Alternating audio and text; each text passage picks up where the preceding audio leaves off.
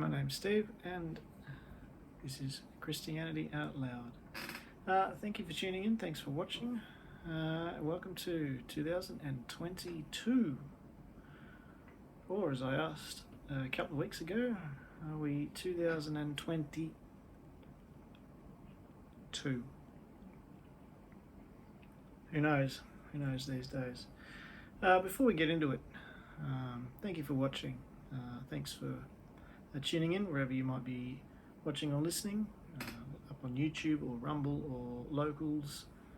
It'll be going up audio, with any luck, will be going up on Anchor, which is a podcasting hosting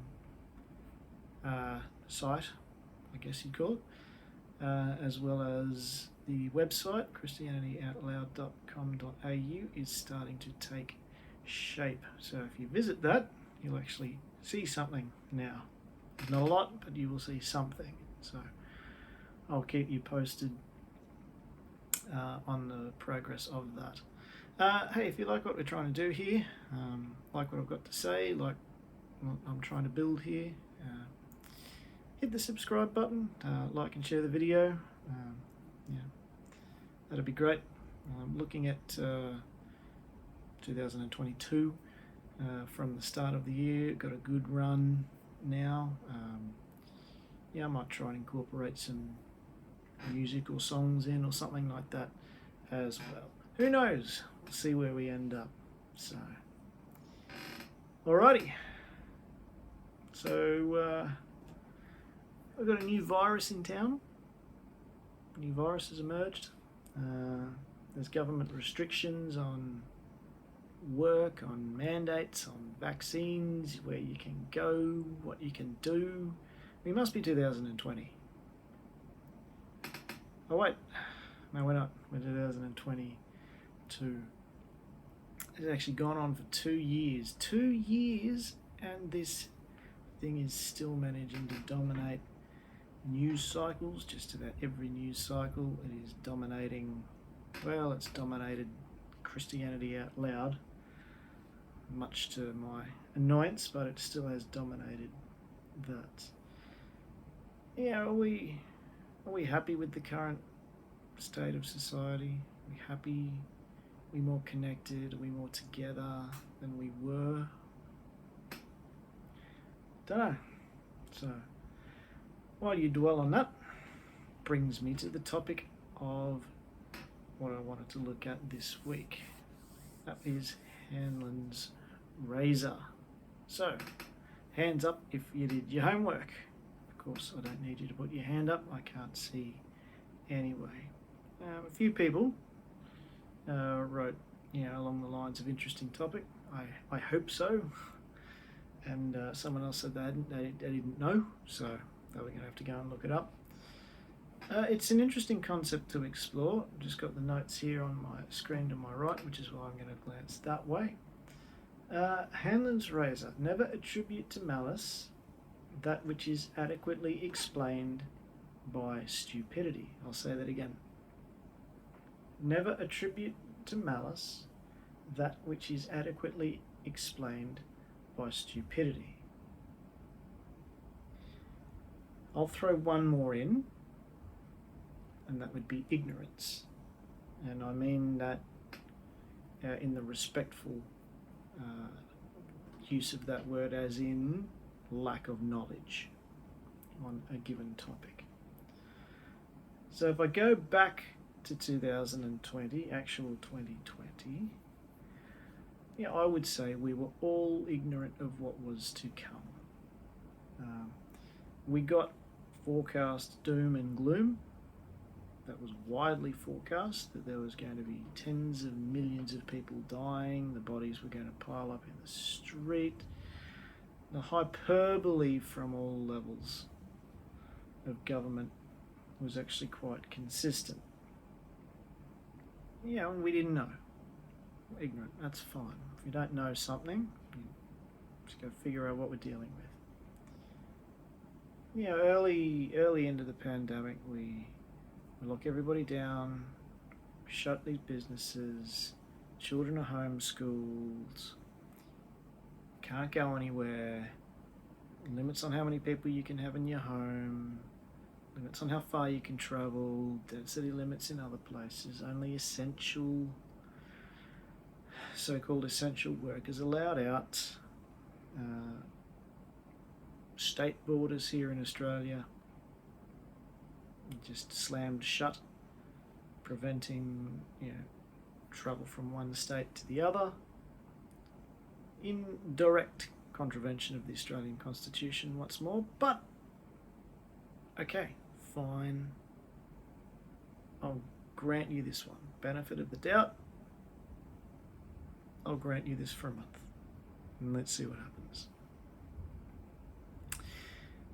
We fast forward to the end of 2021, start of 2022, and schools here in Australia have been delayed by 2 weeks.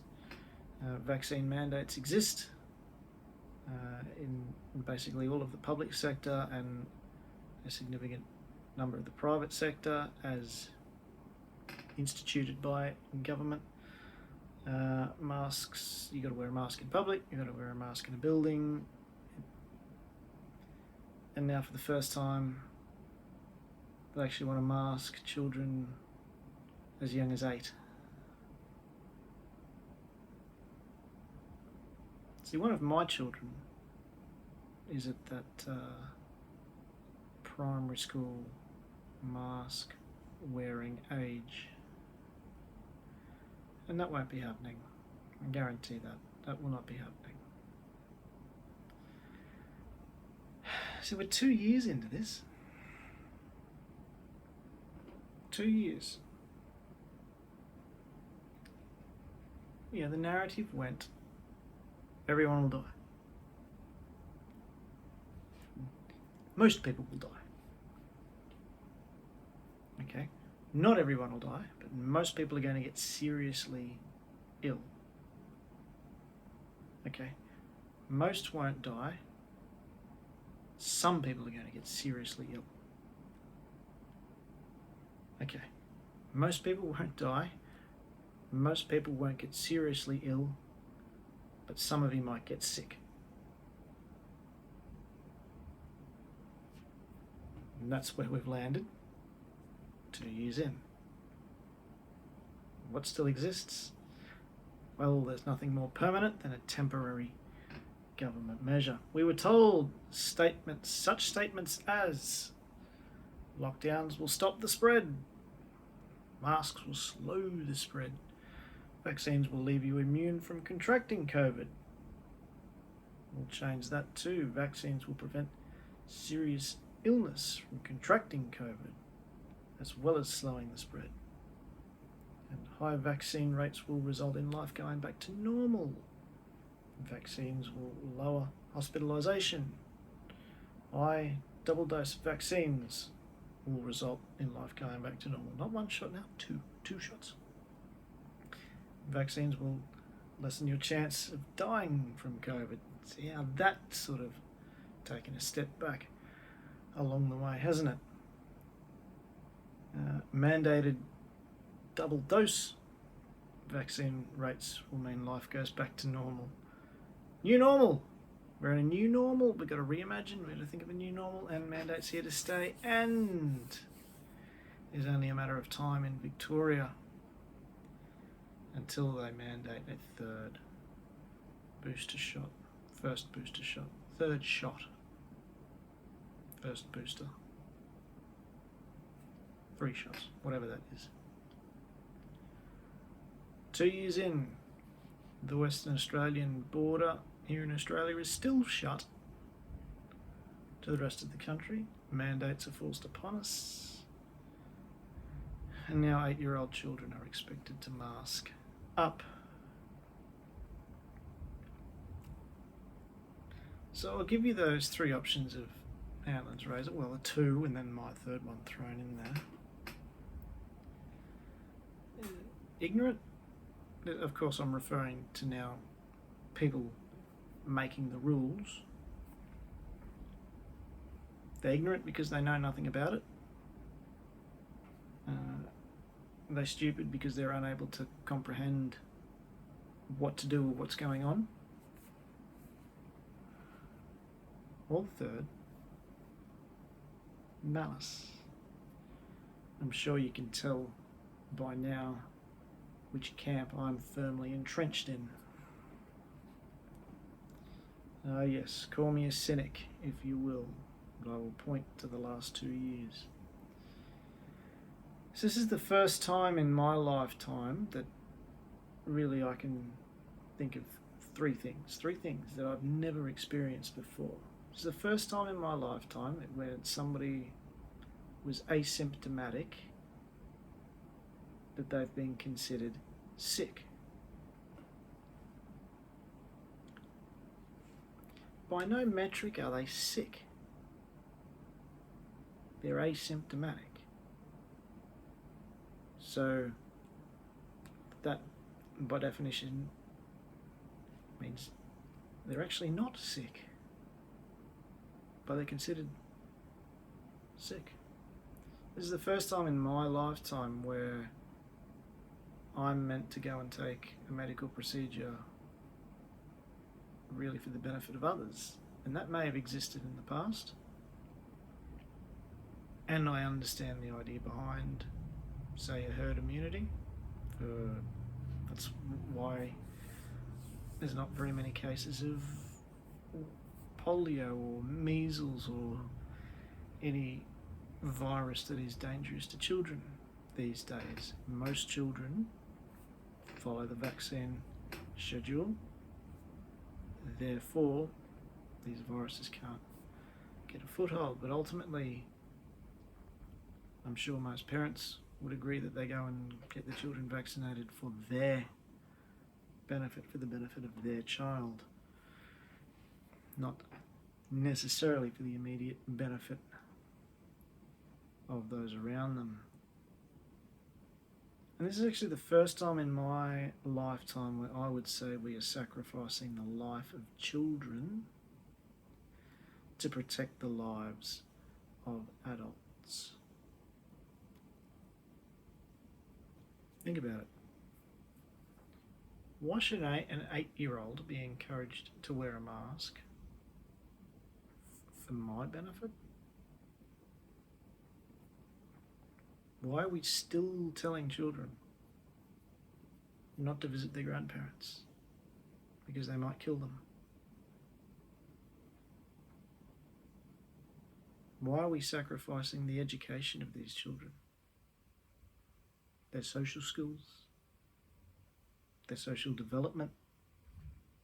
Why aren't they growing up in a world where they can learn to read and understand the facial expressions of other adults?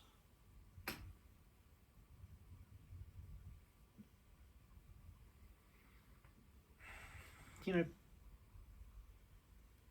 people talk of long COVID. Yeah, I agree. I would say the ultimate symptom of long COVID is the amount of fear that has been instilled in people and that people have taken on. Someone's not vaccinated, someone's not wearing a mask, we'll banish them. Prevent them from entering any public space. Because they're obviously so dangerous. Despite the fact, I'm sure, you've gone through all the steps and you're wearing the mask and you're double vaccinated and triple vaccinated. But if someone else isn't, we must be fearful of them. And that's why all of these protests against government overreach and mandates are being disingenuously, by a lot of levels of government and a lot of areas of mainstream media, are being labelled anti-vax. Why? Because it's just a catchphrase that immediately groups someone immediately paints someone in a certain light. An incorrect light, but because it paints someone in that light, they can therefore be ostracised and treated with the disdain that people think they should be. You know, I was speaking with a friend recently, former student, now a friend, So a shout out to her if she's listening. She said something very wise when we caught up a little while ago. Wise beyond her years, I would have thought. She said that many people have become like this, so paranoid, complete adherence to all mandates, ban the unvaccinated, etc., because they're afraid of dying. And I went, okay. And she said, rather than be critical of them, which is very easy to do, but rather than be critical of them, we ought to be preaching the gospel so that they are no longer afraid of death. And I went,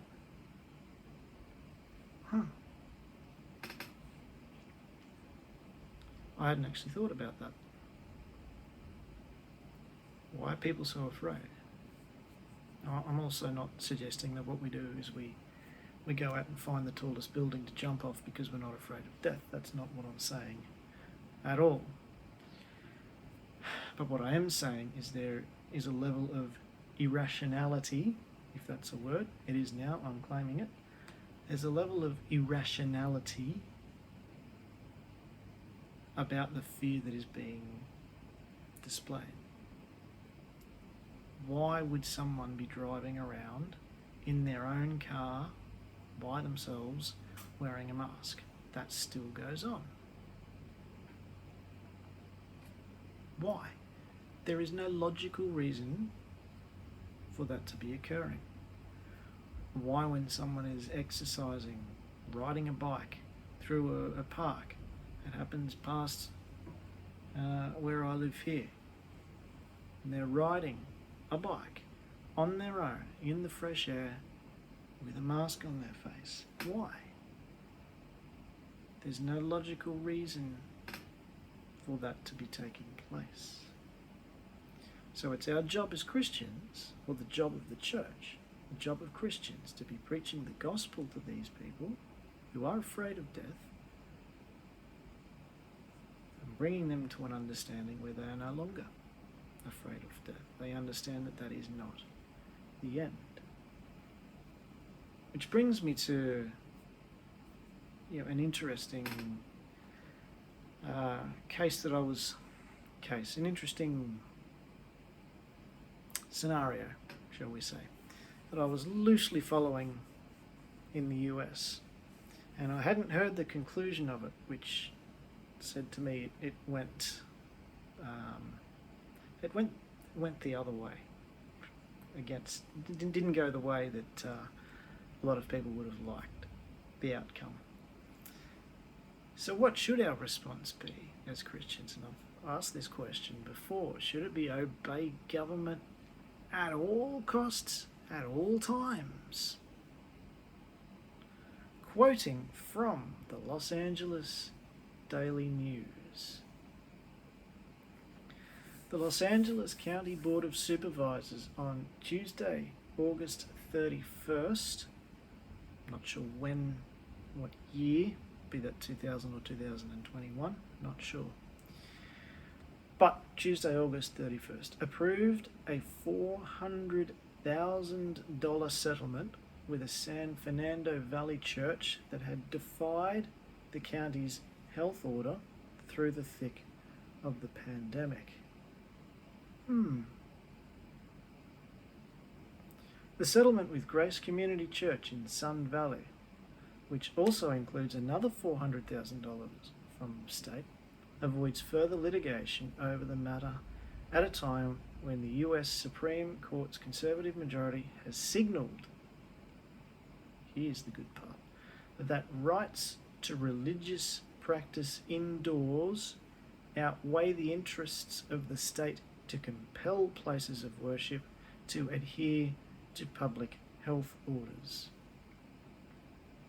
In February, the High Court struck down the all-out ban on indoor services after a series of California churches brought a case.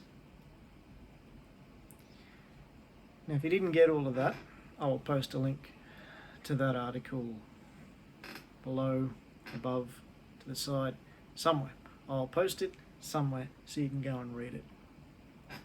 But the crux of all of that is the Grace Community Church, ministered or pastored by, I still think, by Dr. John MacAuthur, whose theology I don't agree with, him being reformed, me not being reformed.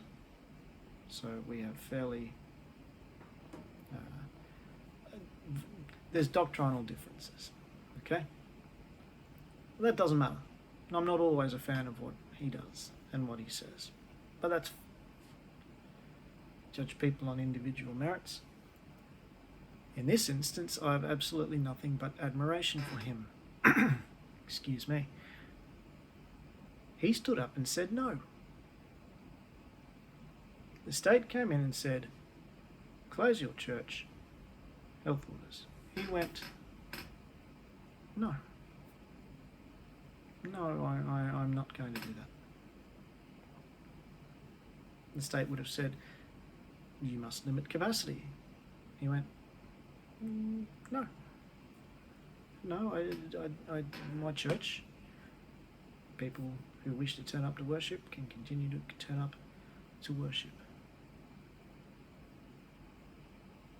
So he stood up, he said, no. He didn't obey government mandate and direction. He didn't. And for someone of his theological standing to have stood up and said no, maybe there's something in that. He didn't care about the cost. He threatened a lawsuit. He went fine. And the US Supreme Court found in his favour. The state has no right to shut down churches and prevent the free participation in religious ceremonies and services. They are, that's the Supreme Court, in my opinion, correct. And I've seen it plenty. I've seen it plenty on social media. I've also heard it plenty. Well, we must obey all government. All government is appointed by God, therefore. And I've explained how I think that's taking verses out of context, and I explained also about Daniel, because he didn't obey. Shadrach, Meshach, and Abednego, I hope I've got that correct, they didn't obey. Even Jesus, when he healed on the Sabbath, and he was asked by the Pharisee, is it lawful to heal on the Sabbath? Okay, you can debate spirit of the law, letter of the law in that regard.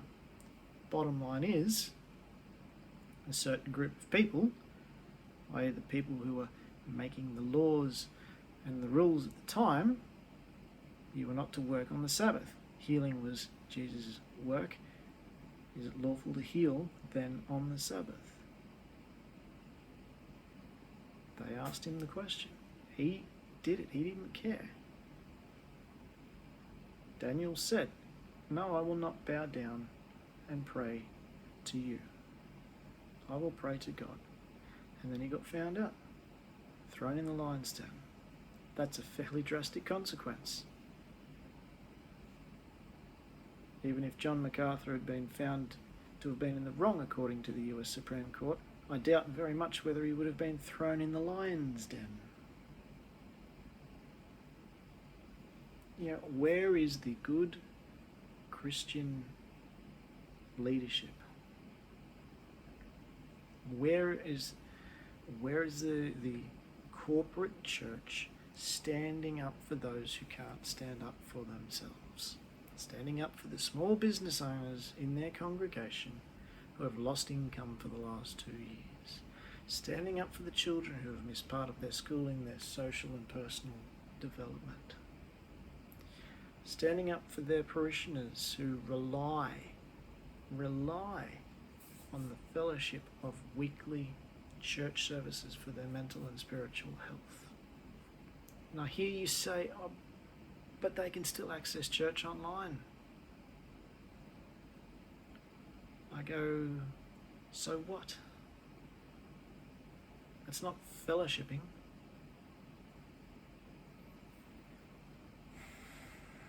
Yeah, I think the corporate church, we as Christians, need to stand up and say, if you want complete separation of church and state, as many people in the state or the government do, there are many people on a variety of political spectrums. I won't even lump the political left in here, although I'm sure they would be all for it. Separate church and state. In which case, the state can't dictate to the church when they do or don't close. You can't just arbitrarily come in, regardless, even if they do and can, according to the law. Should we just sit there and obey it?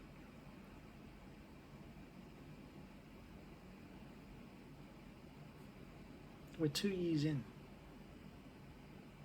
We are 2 years in. I said it at the start, there is nothing more permanent than a temporary government measure. No new normal. It is not normal to mask an 8-year-old child. Yeah, we need to do better. In my opinion, we the church, we need to do better. We need to be loving our neighbour. We don't care whether they're vaccinated or not. We don't care whether they're wearing a mask or not. We don't care. We need to be open. The church needs to return to being the centre of the town square. Everything else is shut. People don't know where to turn. The church is open. And we need to have the intestinal fortitude to stand up and just say, no. We're not going to do this anymore.